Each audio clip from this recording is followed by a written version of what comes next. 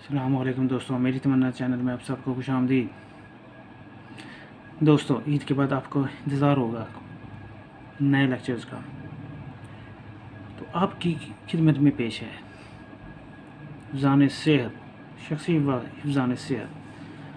دوستوں، حفظان صحت کے متعلق تو آپ جان چکے ہیں، جانتے ہیں، انٹرنیٹ پہ بہت کچھ ہے، بکس میں بہت کچھ ہے، لیکن کچھ پوائنٹس امپورٹنٹ ہیں جن کو ہر وقت یاد رکھنا ایک معالج کے لیے انتہائی ضروری ہے، تاکہ وہ کسی وقت ادویات علاج معالجہ کرتے وقت غلطی نہ کرے، یہ نہ کہہ دے ٹھیک ہے دوائی کھاؤ اور جاؤ۔ ان چیزوں کو، ان پہلوؤں کو بھی مد نظر رکھ کے ہی دوا دی جاتی ہے تاکہ صحت یقینی ہو۔ تو دوستو، بات کرتے ہیں ریاضت کے اوپر۔ ریاضت کیا ہوتی ہے؟ جسمانی اور دماغی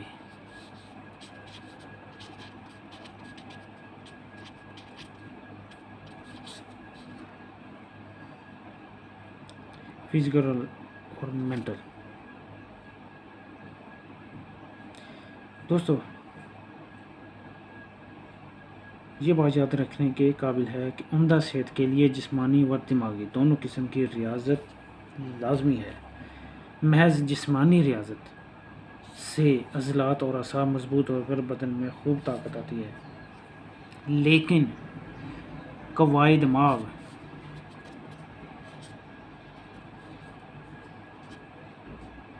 جو دماغی ہوتے ہیں وہ قوی اور چست نہیں ہوتے، اس لیے طبیعت غبی رہتی ہے، غبی۔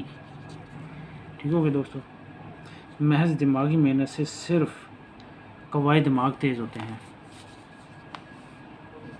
لیکن جسم کمزور ہوتا ہے، نحیف ہوتا ہے۔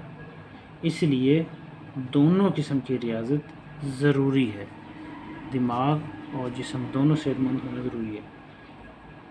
دوستو، دماغی محنت کرنے والوں کے لیے ایک بات خصوصیت سے معلوم یہ ہونی چاہیے، یہ معلوم رہے کہ جب دماغ تھکاوٹ کا شکار ہو، تھکا ہوا ہو، تو جس قدر آرام سے اسے نیند یا صاف ہوا سے، جو اس کو آرام جو کہتے ہیں ہوا سے ملتا ہے، ٹھنڈی ہوا سے ملتا ہے، اس قدر آرام نیند سے نہیں ملتا اور سکون، چونکہ دماغ کو نیم و آکسیجن صرف صاف خون کے ذریعے سے ہی مل سکتی ہوتی ہے۔ ٹھیک ہو گیا؟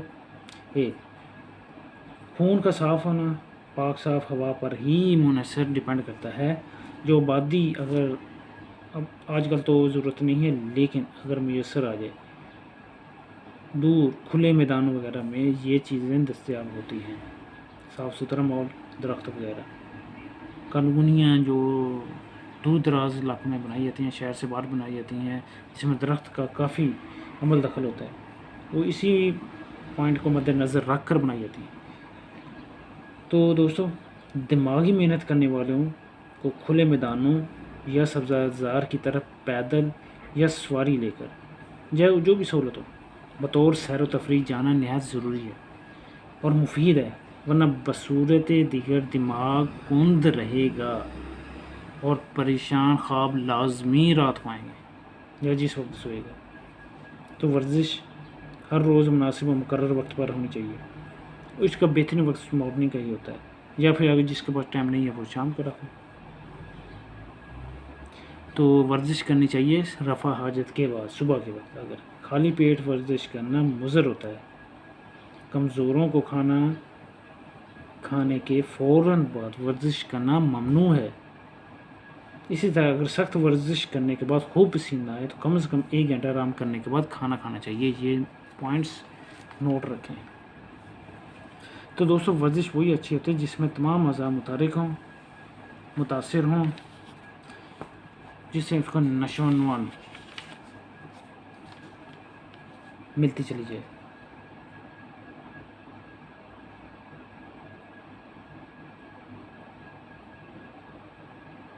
ایکٹیو ایکسرسائزز ہونی چاہیے اگر کر سکیں، نہ کہ پیکٹیو ہونی ہے۔ پیسیو ایکسرسائز کی نسبت ایکٹیو ایکسرسائز زیادہ جاندار ہوتی ہے۔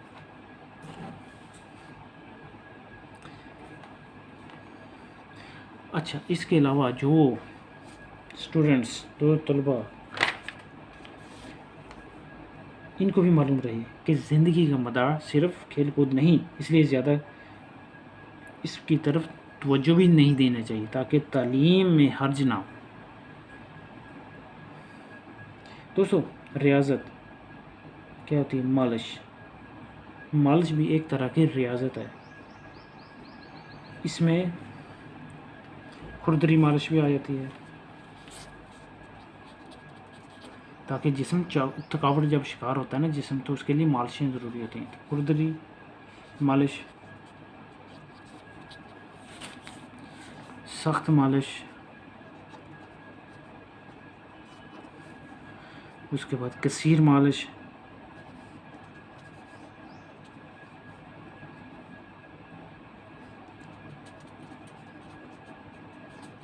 معتدل مالش،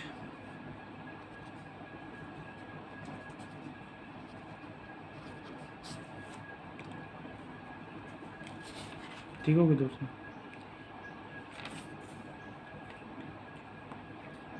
خوردری مالش، سخت مالش، کثیر مالش، معتدل مالش، اور پانچویں ہے ملائم، سافٹ۔ یہ کیا کرتی ہے؟ خوردری مالش جو خوردری ہاتھوں سے کی جاتی ہے، اس سے بدن کا رنگ سرخ ریڈ تیار ہو جاتا ہے، بشرطے کہ اس افراد سے مالش نہ ہو، کیونکہ اس سے رطوبت زیادہ تحلیل ہو جاتی ہے۔ دھیان رکھنا ضروری ہے۔ دلکسل، سخت مالش، یہ کمزور اعضاء کو سخت اور قوی کرتی ہے۔ ٹھیک ہو گیا؟ ملائم مالش، اس سے اعضاء نرم اور ڈھیلے ہو جاتے ہیں۔ کثیر مالش، اس سے بدن دبلا پتلا ہوتا ہے۔ معتدل مالش، اس سے بدن تیار ہو جاتا ہے۔ بہترین۔ ریاضت سے پہلے مالش کرنی چاہیے تاکہ بدن میں ریاضت کی استعداد پیدا ہو جائے۔ ٹھیک ہو گیا؟ اور ریاضت کے بعد بھی مالش کرنی چاہیے تاکہ قوت و طاقت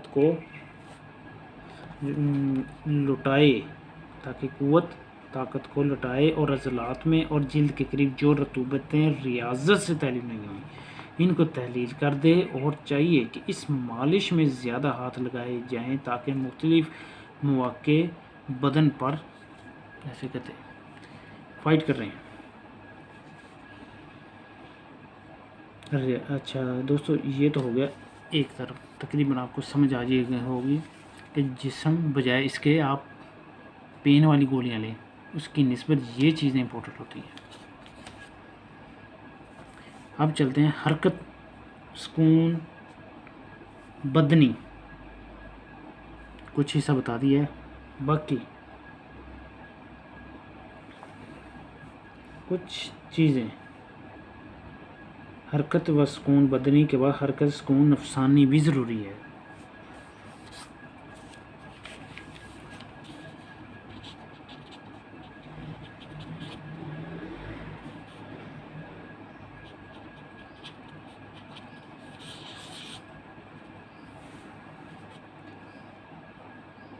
حرکت نفسانی کو روح کی حرکت لازم، جو یا تو باہر کی طرف دفعاتاً ہوتی ہے جسے غصہ کے وقت یا آہستہ آہستہ ہوتی ہے، خوشی اور لذات کے وقت، یا یہ حرکت اندر کی جانب دفعاتاً ہوتی ہے جیسے فار ایگزامپل خوف کے وقت، یا آہستہ آہستہ ہوتی ہے جیسے غم کے وقت، اندر اور باہر دونوں طرف ہوتی ہے جیسے شرمندگی کے وقت۔ دوستوں سمجھ آ گئی ہوگی؟ حرکت نفسانی، جس طرح روح حرکت کرتی ہے وہاں گرمی پیدا ہو جاتی ہے، اور جہاں سے حرکت کر جاتی ہے وہاں سے سردی پیدا ہو جاتی ہے۔ روح کی غیر معمولی حرکت مہلک ہوتی ہے، اور سکون نفسانی کی زیادتی سردی پیدا کرتی ہے اور ذہن کو کند بنا دیتی ہے۔ ٹھیک ہو گیا؟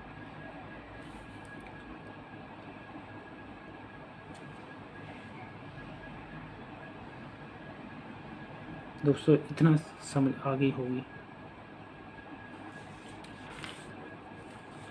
اب چلتے ہیں اپنے دوسرے حصے کی طرف، استفراغ و فضلات کا بدن سے خارج ہونا، اعتباس غذا کا بدن میں ٹھہرنا۔ فضلات کا بدن سے خارج ہونا،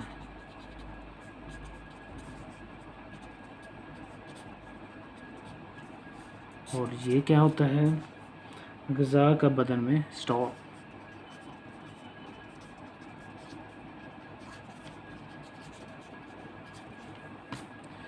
ٹھیک ہو گیا. دونوں کا اعتدال مفید اور حفاظت صحت ہے.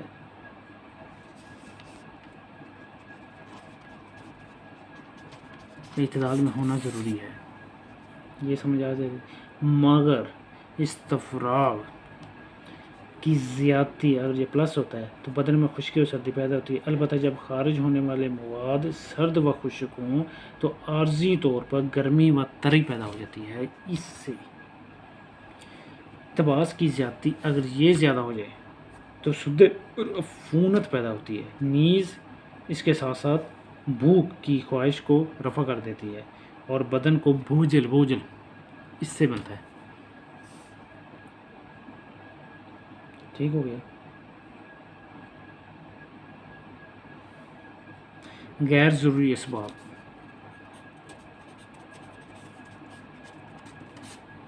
دوستو غور سے سنتے جائیں، سمجھتے جائیں. جہاں آپ کو سمجھ نہ آئے تو اس کو ریپیٹ کر کے ان الفاظ کو اپنے نوٹ کریں، ان کو سمجھیں. غیر ضروری اسباب، اب اس پہ بات کرتے ہیں. وہ اسباب غیر ضروری ہیں جو طبیعت کے مخالف نہیں ہوتے. ان کی مثال ریگ و مدفون ہونا اور اس میں لوٹنا ہے. اس سے بدن کی خارجی رطوبت خشک ہوتی ہے. اور اس کے ساتھ ساتھ استسقاء اور بدن کا ڈھیلا پن دور ہو جاتا ہے. تو اگر حقیقت میں دیکھا جائے تو یہ سب باتیں استفراغ میں داخل ہیں. ٹھیک ہے. اسی طرح روغن زیتون اور دوسرے محلل تیلوں کی مالش بھی اپنے اسباب غیر ضروری میں داخل ہیں. اچھا دیکھا جائے چہرے پر سرد پانی کے چھینٹے مارنے اگر مارے جائیں تو وہ بھی ان میں شامل ہے. ان چھینٹوں سے کیا ہوتا ہے؟ حرارت عزیزی برانگیختہ اور قوی ہوتی ہے اور غشی دور ہو جاتی ہے. اور حمام جو نانا وغیرہ ہوتا ہے اس کے کرب یا تکلیف سے بندہ بچ جاتا ہے، نہانا وغیرہ. ٹھیک ہو گیا. یہ ایک پوائنٹ. دوسرا پوائنٹ کی طرف چلتے ہیں، وہ ہے متضاد و مہلک اسباب.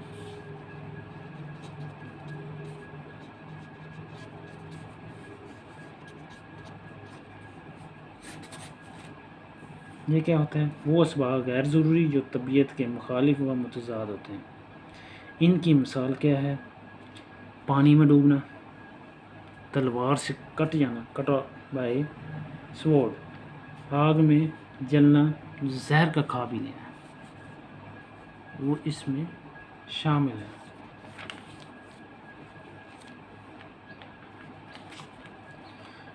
تمام احتیاطیں اور تدابیر انفرادی طور پر اگر اختیار کیے جائیں تو ایک شخص صحت مند تندرست رہ سکتا ہے. تو دوستو یہ تھی ہماری امپورٹنٹ. اور اس کے ساتھ ایک کتاب، جو لوگ دھوبی سے کپڑے دلواتے ہیں ان کے لیے، کہ دھوبی کے ہاں دھلے ہوئے کپڑوں کو 2-3 گھنٹے 2 سے 3 آور اس کو سن لائٹ، سورج کی روشنی میں لازمی رکھا جائے، کیونکہ دھوبی ہر قسم کے کپڑے ایک ہی پانی میں دھوتے ہیں، جس سے یہ احتمال ہو سکتا ہے کہ اس پانی میں ہیضہ یا پیچس کے کیا کہتے ہیں وہ ہوتا نہیں ہے جراثیم، جرمز، وہ اس میں شامل ہو سکتے ہیں پانی کے اندر. اور وہ جراثیم وہیں سے ایک کپڑے سے پانی میں جائیں گے اور پانی سے تندرست آدمی کے جسم میں داخل ہو کر امراض وہی پیدا کر دیں گے. اس کے بعد پھر جب دھوبی کپڑے دھو دیتا ہے، پھر اس کے دھونے کے بعد کپڑے کئی دن تک دھوبی کے گھر رہتے ہیں. بہت ممکن ہے کہ وہاں سے چیچک وغیرہ کے جراثیم ان کپڑوں میں شامل ہو جائیں. البتہ استری کرنے کے بعد یہ خطرہ کسی قدر کم ہو جاتا ہے.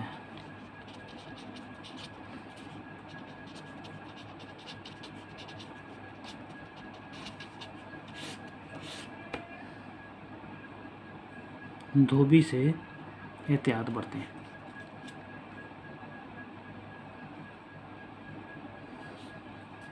ٹھیک دوستو، مجھے امید ہے آپ کو کچھ احتیاطیں، کچھ جسمانی تندرستی ادویات کے بغیر کیسے کی جائے، کیسے اپنے آپ کو فٹ کیا جائے، یہ امپورٹنٹ چیزیں ہوتی ہیں جو بغیر ادویات پہ کام کرتی ہیں۔ ادویات کی ضرورت نہیں ہے، لیکن اس کے بغیر آپ ادویات کے ہتھے چڑھ جائیں گے، لازمی بات ہے۔ پھر آپ کا معدہ، جسم پھر اللہ ہی سے دینے والا ہے۔ تو اس کے ساتھ اجازت دیں، اللہ آپ کا حامی ناصر ہو۔